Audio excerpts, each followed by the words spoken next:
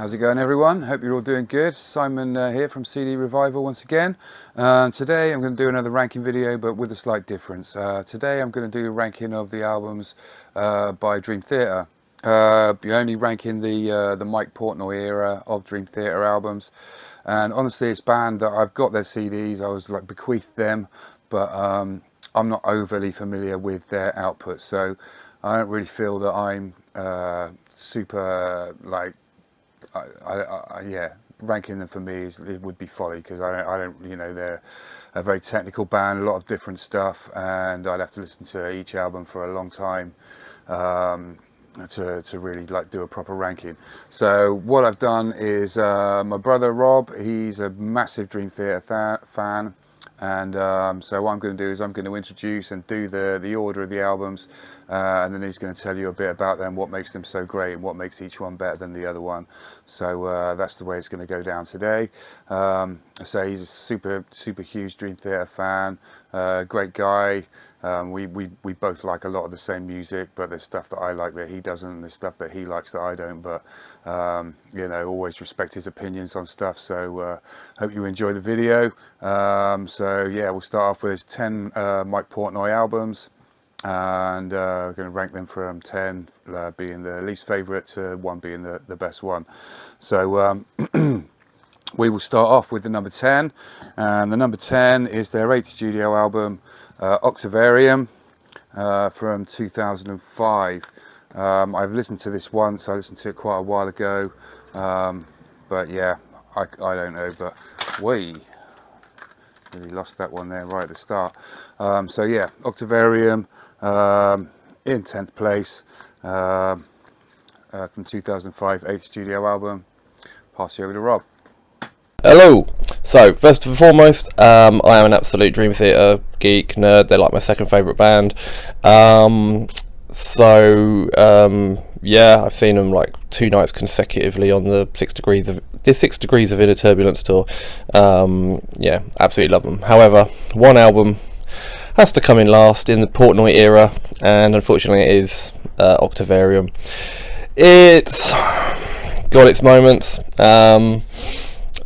It's not surprising that they kind of wrote and recorded this album after extensive touring with Yes, who are one of their all-time favourite influences, and I think there's some other sort of commercial music things certainly creeping in.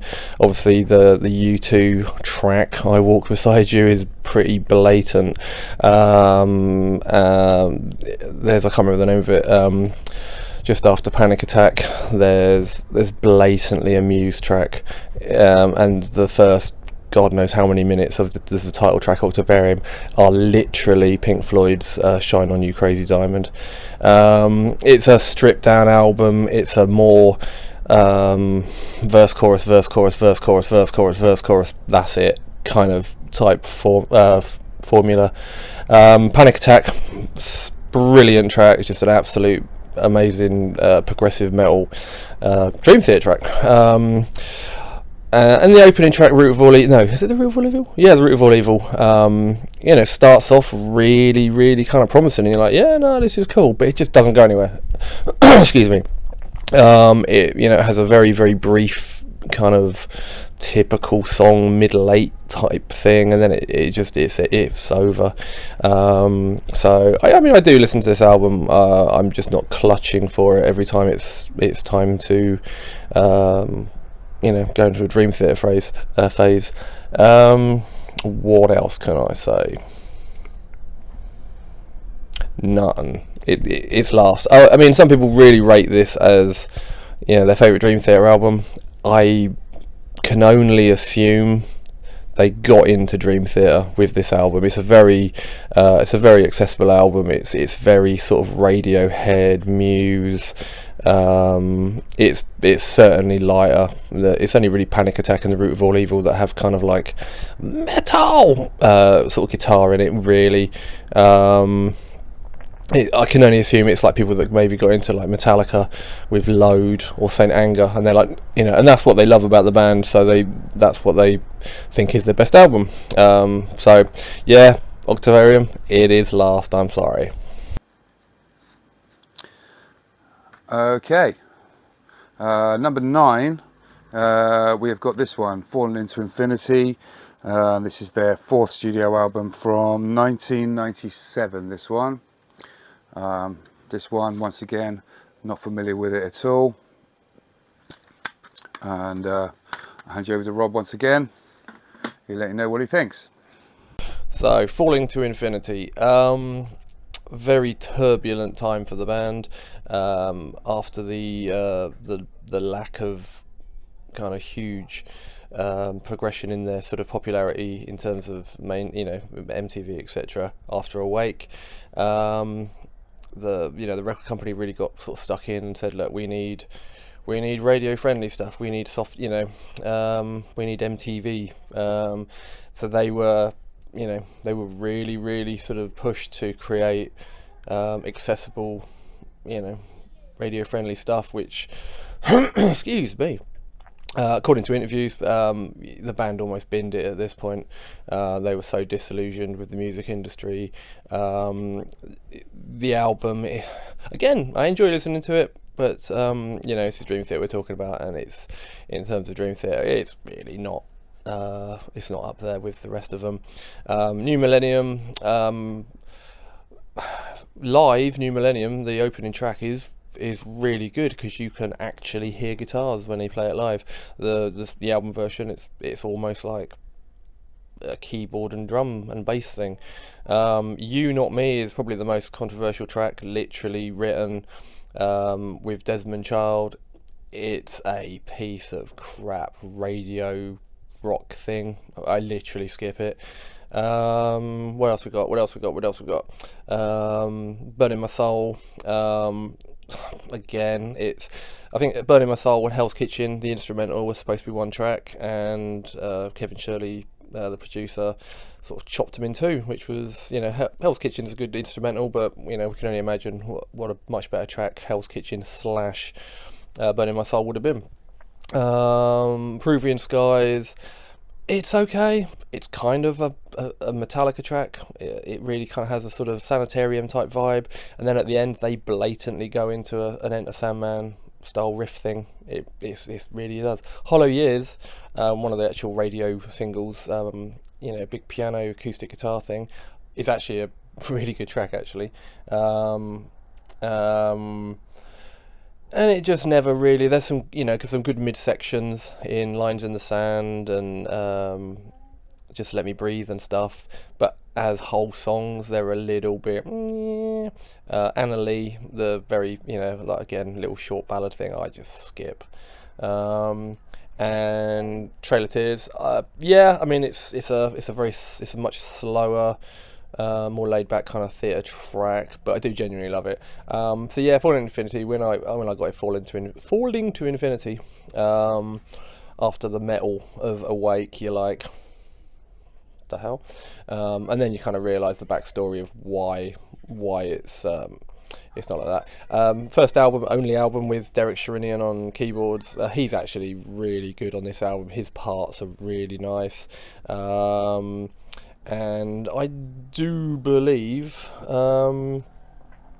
Change of Seasons, the track Change of Seasons is supposed to be on this, which is like my favourite Dream Theater track. It's like 28 minutes long and it's got its own EP. Change of Seasons is not an album, it's an EP with 28-minute title track, which is just amazing from start to finish, and then a bunch of kind of like live stuff live covers as well at Ronnie Scott's Jazz Club. So Falling to Infinity, again, it's just not good enough to really be up there higher in the list. Number 8, we have got this one here, When Dream and Day Unite, and this is their first studio album, 1989 this one came out, and that's that one there. This is what we think of this. So, When Dream and Day Unite. I very much doubt anyone got into Dream Theater on this album. It's like 1989. You know, didn't have an MT, you know, didn't have a Headbangers Ball or an MTV video, unless you were kind of like in New York or you were in like prog metal circles. I very, very much doubt people got into Dream Theater on this album. Many, if in fact. I'm assuming, you know, like myself, you kind of, you know, get into Images and Words and Awake, and then I think I had to buy it on like some sort of Japanese import. And after, say, you know, Images and Words, or even maybe just Images and Words, if you backtrack and go to When Dreaming Day Unite, you're like, oh, you know, the production's kind of a little bit, you know, polished demo. It's got, you know, it's got a different singer. It's got Charlie Dominici, who, you know, doesn't have that kind of grit that Labrie has in his voice. It's all just kind of meh. However, good God. However, there is you know, some really good material on it. You know, the keyboard sounds and the sounds in general, the drums and the guitars do sound kind of like 1989. They do sound dated. However, there's really good tracks on it. And when they're performed live, and you know, you hear a you know, a mixed live performance, and they've got kind of like a you know, a modern production. The drums sound good, the guitars sound beefy. You kind of realise that actually, songwriting wise, the tracks are really good. They are kind of they are slightly more. I mean, I'm talking about kind of Berkeley musicians here. They're slightly more immature sounding kind of compositions, if you can call a Berkeley musician immature. But yeah, it's a good album. It's a good album. It's just kind of hardish to listen to because the production's a little bit shifty, and Dominici, unless you're a massive fan of Dominici, after sort of, you know, multiple albums of Labrie and getting used to James Labrie, you're like, yeah, you know, this guy's not as good as Labrie, unless you really like high pitched kind of, you know, screeching for the most part. So yeah, you know, it's kind of a cool album, but you really have to be in the mood to listen to it. And you know, bands do this sort of thing. It'd be nice if they kind of re-recorded it with Labrie, with modern production techniques, and I think it'd just be, you know, a really good album, a much better album that way. So yeah, When Dreaming Day Unite, like third from bottom of this list. And at number 7, we've got this one here, 6 Degrees of Inner Turbulence. This is their 6th album from 2002. The double CD, this one, so plenty of music on this one. And this is what we think of this. Okay, so 6 Degrees of Inner Turbulence. Some people might be quite, you know, shocked to see it so sort of far down the list. Yeah, there's quite a few reasons why, for me personally, it didn't really hit the mark. Number one, it came after Metropolis Part 2, which might, you know, be a clue to, you know, what's higher up the list. It came directly after Metropolis Part 2, and well, it opens, you know, really well. It's got, like, you know, Glass Prison. I think they were admitted to being pretty Pantera influenced on that one. It's just a great track, and seeing it open a show live was great. Blind Faith next, again, really cool track. On disc 1, oh yeah, it's a 2-disc thing. On disc 1, there's a couple of there's a couple of more experimental type tracks that are kind of cool. The Great Debate, I don't know if they've kind of come out and said so, but it's a Tool track.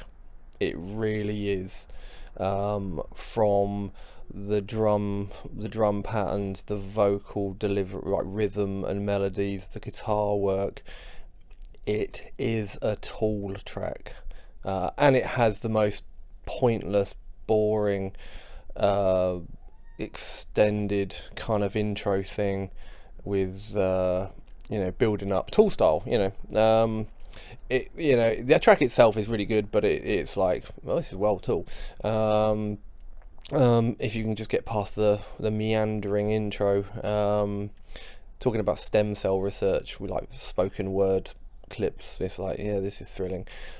Disc 2, probably my biggest issue with the album actually is disc 2, you know, the wherever it comes in at, like half an hour track, the 6 Degrees of Inner Turbulence, starts out with a keyboard orchestra thing, which, whether or not it was meant to sound really keyboardy, I don't know. It doesn't sound like an orchestra. I know it's Jordan Rudess, going mad and sort of doing his thing, but you listen to it and it's like, yeah, it sounds like keyboard, mate. It's a very long track, and unlike Change of Seasons, which I think is just it's paced so amazingly. The dips and the whatever you call them ones, the dips and the peaks.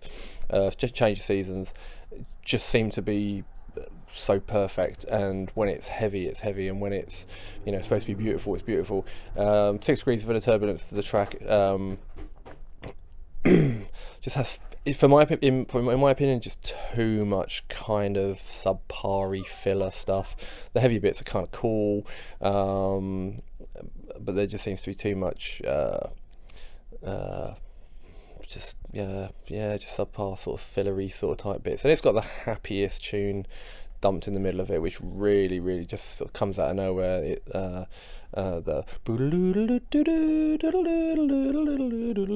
like, I don't know, it just doesn't seem to fit. So yeah, the album as a whole is, it came after another album that we're going to talk about later. And the production seems to be just rough and ready. I don't know, again, if that was what they were going for, but it sounds a little bit more kind of recorded in a garage. So yeah, they're my reasons why 6 Degrees of Inner Turbulence is in the spot that it is on the list. Number 6, we have Awake, and this is their third studio album from 1994.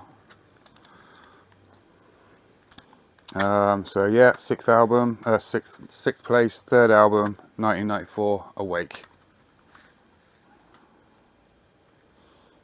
So possibly another sort of unpopular, controversial placing for Awake. Don't know. The album as a whole has its moments. It doesn't feel like a cohesive album. Obviously, the follow up to Images in Words, which had at least 2 kind of heavy rotation MTV tracks, videos. The band were under pressure to kind of create another follow-up quickly. I don't think they had a great amount of time to sort of come up with this. It doesn't really flow as an album. The opener, sort of 6 o'clock, is kind of cool. Caught in a Web, it's just, I don't know, it seems like we need another track, let's just kind of create some sort of filler track. It just never really kind of hit me. Innocence Faded, again, is almost kind of harking back to the kind of, dare I say, immature When Dreaming Day Unite kind of vibe in terms of its kind of keyboard sounds and things like that. It does have its moments. The instrumental of Rotomania is just insanely brilliant. I tried to learn it on drums a little while ago, and it was literally one part. I'm like, I literally can't work out the time signature of what he's playing. It's just a brilliant track. And then you get the kind of the joined Mirror and Lie, which I think Lie had or Mirror, I can't remember which one's which, had a video on MTV, heavily edited as well. It wasn't the track, it was a 7-inch edit kind of type vibe.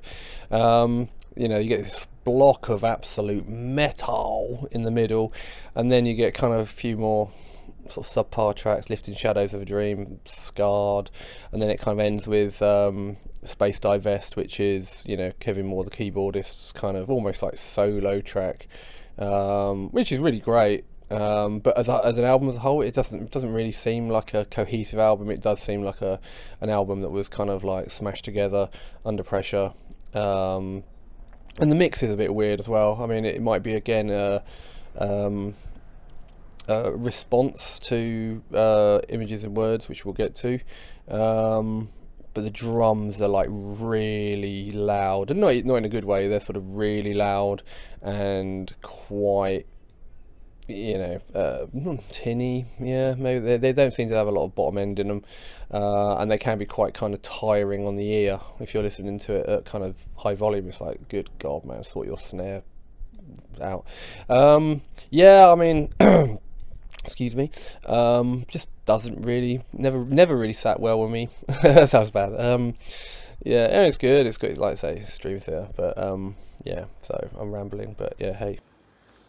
Number 5, we have this one, Systematic Chaos. This is their 9th album from 2007. This is the special edition, I believe. So yeah, that one comes with the DVD, which is the making of as well. And this is what we think of this one. Okay, so Systematic Chaos. Yeah, it's a good album. It's a really good album. It's bookended by in the presence of my enemies, part 1 and 2, and they're very, you know, they're just really kind of high quality. Just you know, really good. They got the heavy parts. They got their really cool kind of. It's actually a darker sounding album, really, which is quite possibly why I like it more than, you know, some of the other stuff. But yeah, it's a dark album. It's got great production. It just smashes you in the face. There are a couple of you know, not so great moments. I can't remember the bloody name of it. Forsaken reminds me of Evanescence. It's just a kind of for the most part verse chorus, kind of middle bit verse chorus, you know, fade out. It's very, very kind of Evanescence-y sounding. It's not a bad track. It's actually kind of a good track, but you know, we're talking about the theatre here. So Prophets of War's not brilliant. Repentance, which is kind of a remarkably Pink Floyd kind of acoustic thing with you know, loads of famous musician alcoholics kind of apologising on it. I kind of tend to skip that. And the track that I can't think of, we're going to do an edit now. Ready?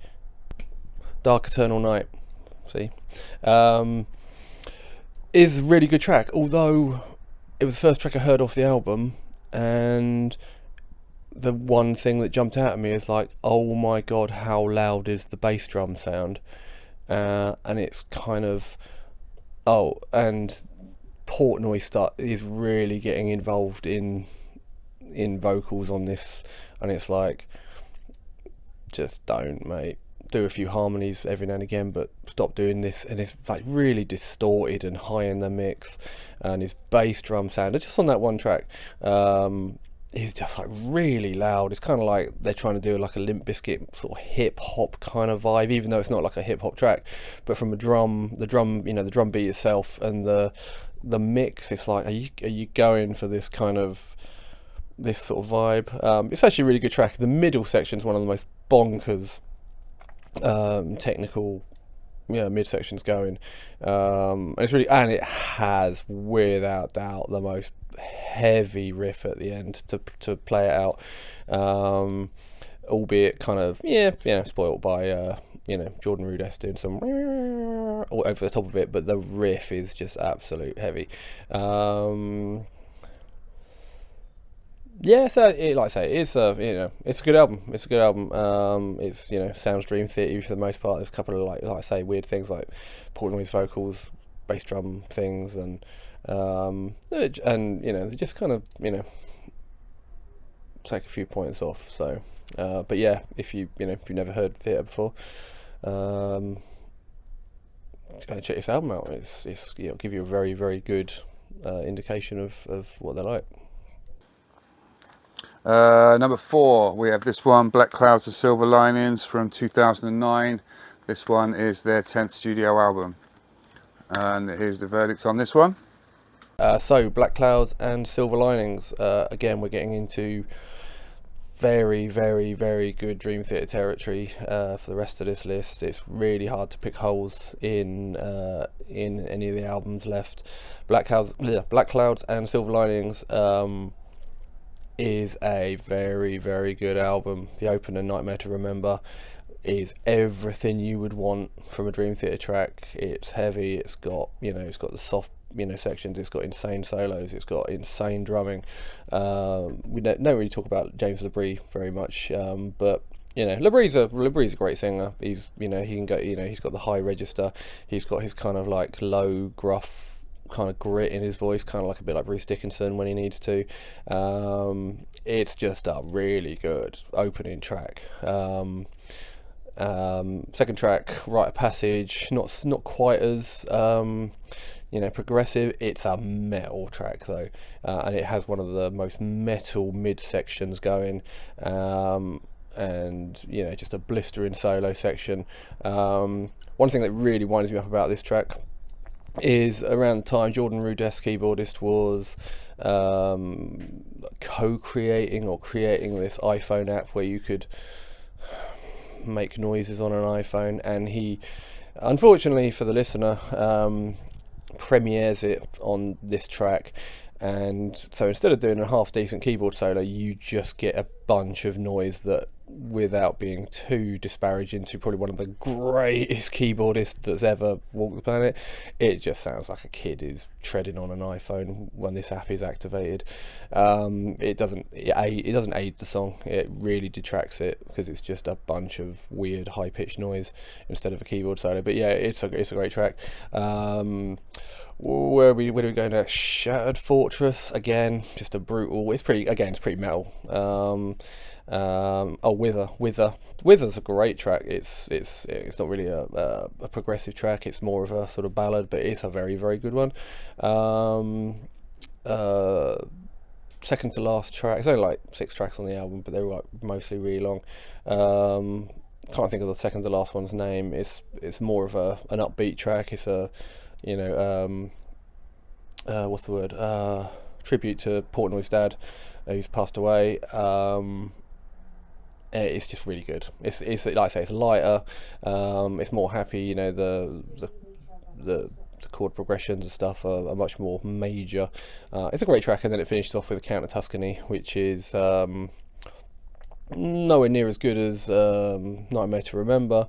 It's metal at the beginning, and then it does have a very long, extended, completely different sort of beautiful ending.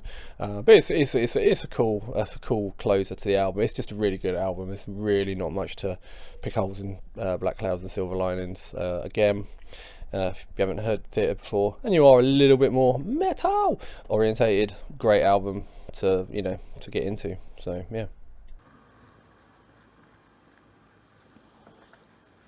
Number 3, Images and Words, second album, 1992. Have heard this one.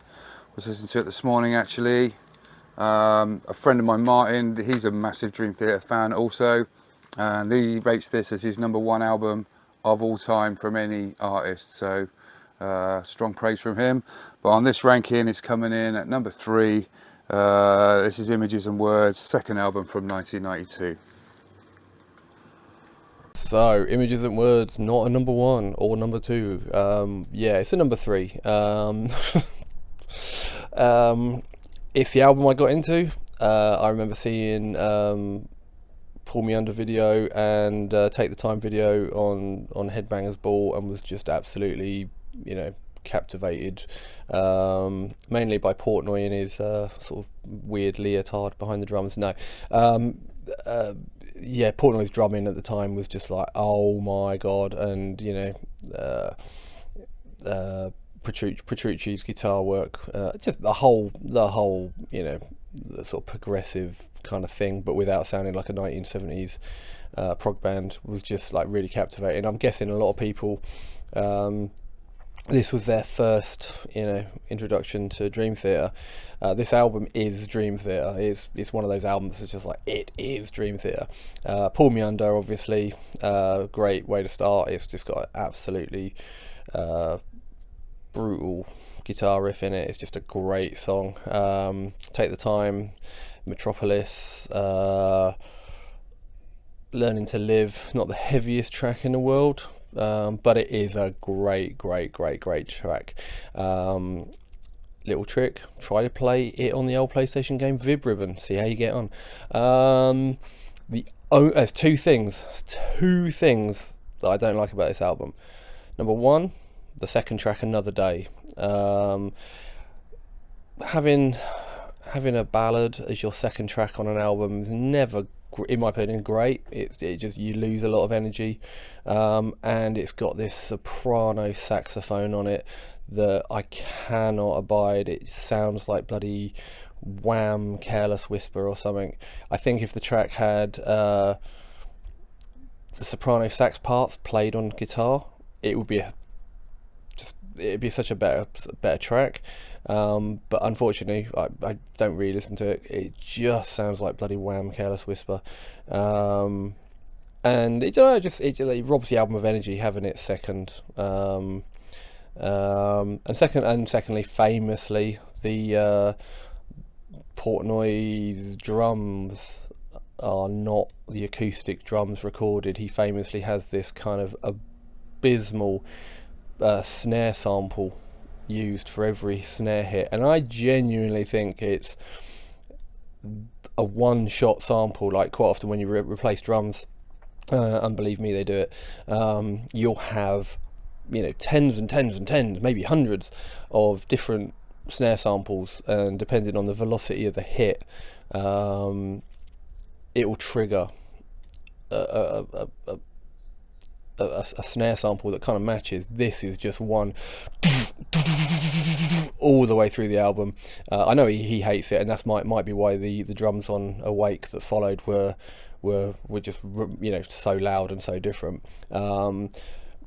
And I believe the bass drum, not that the bass drum's really the most sort of varied of instruments, but the bass drum's a sample as well. But that snare all the way through the album is just like, no. So yeah, great album. It is such a great album. There's not much to complain about apart from, soprano sax and a dodgy snare sample. But yeah, Images of Words, fantastic album, but it's third best in my opinion. So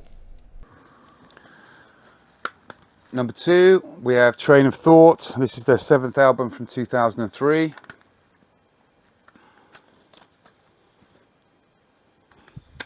And so yeah, number 2 from 2003, Train of Thought, 7th album. Here's the verdict. So Train of Thought at number 2. Again, this is an album that really does divide Dream Theater fans. Some love Train of Thought, whereas others kind of think that Oxaverium is the best. So that's the great thing about art and appreciating it, that we don't fall into the same category all the time.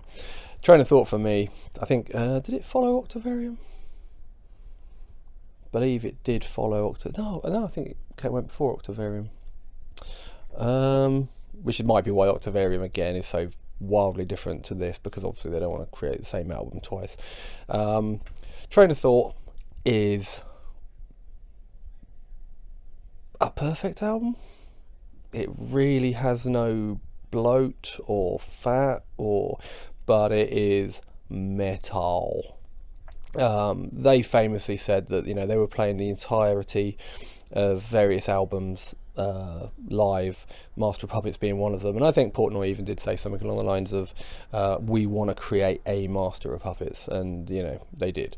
They tried.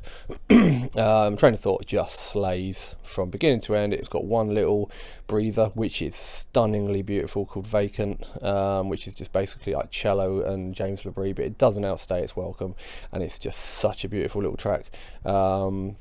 But yeah, it opens with As I Am, which is probably the weakest of the tracks. Blatantly starts out with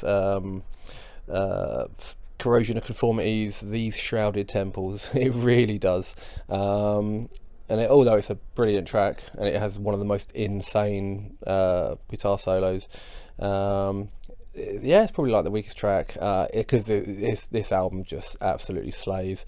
Everyone's performances. You could argue that, you know, Jordan Rudess on keyboards has been sort of, you know, pushed down in the mix a bit to allow the absolute Tommy Victor of prong style guitars to shine through.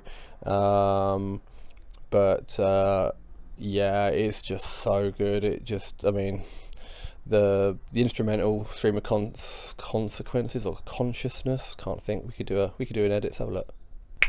Yeah, Stream of Consciousness is just insane. It's just amazing, their performances. Rudess actually does have this absolute tear-inducing kind of keyboardy thing, and it, oh wait, I tell you what it is, it's really reminiscent of, which again would tie in with the Master of Puppets thing, chord choices, chord progressions. It's really similar to Orion by Metallica. It really is, but it's brilliant. And then it closes with In the Name of God, which is just heavy as it comes. It's just a stunning album. Like I say, Octavarium versus Train of Thought is probably one of the most sort of polar opposites. I think Train of Thought came first because they wanted they wanted to create this album, and then obviously they went on touring with Yes, and then I think Oxaverium came after, which is why it's so far removed from this. Saw him live on this tour, and strangely and funnily enough, John Petrucci insisted on playing the entire concert with shades on, which was a bit weird. But yeah, Train of Thought, if you love metal and you love slightly more progressive metal, you literally can't go wrong with this album. And finally, the #1 studio album from Dream Theater in the Mike Portnoy area is this one, which is their 5th album from 1999, and this is Metropolis Part 2, Scenes from a Memory. I took it upon myself to listen to this just this morning on my rounds, and yeah, did very much enjoy it. I enjoyed it more than Images and Words. So I've heard Black Clouds and Silver Liners as well. And I've also heard Oxaverium back in the day, but of the Dream Theater stuff that I have heard, I would concur that this is the best one that I've heard. A lot of different stuff on this one. You can really hear their influences coming through, from like Pink Floyd to Frank Zappa, Genesis. Yeah, quite a lot of different stuff on this one. So yeah, quite a varied album. Do enjoy it. This is what Rob thinks. So, Metropolis, Scenes from a Memory Part 2.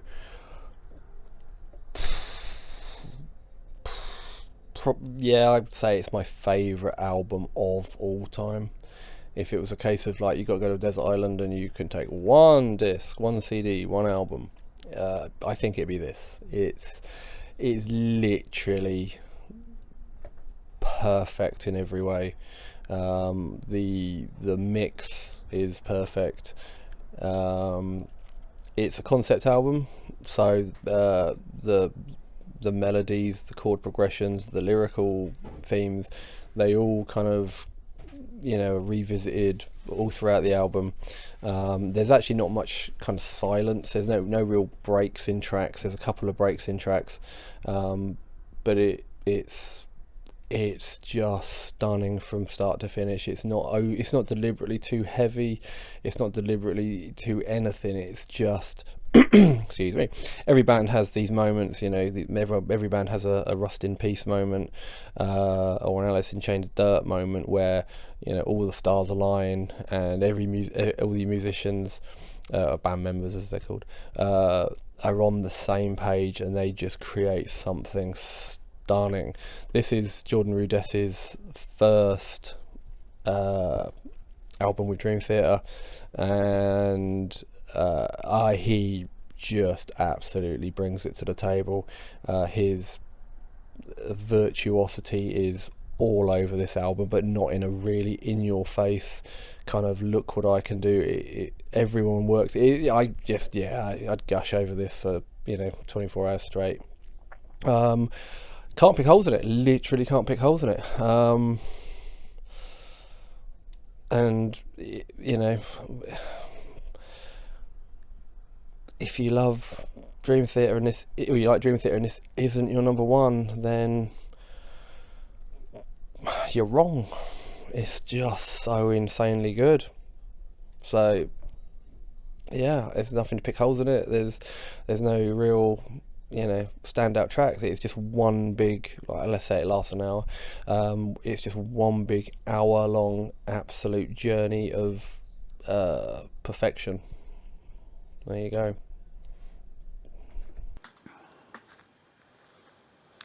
Superb. So that was the ranking for Dream Theater. I hope you all enjoyed that one, found it informative. I must admit, from listening to the verdicts on them, it's made me want to listen to their stuff a lot more.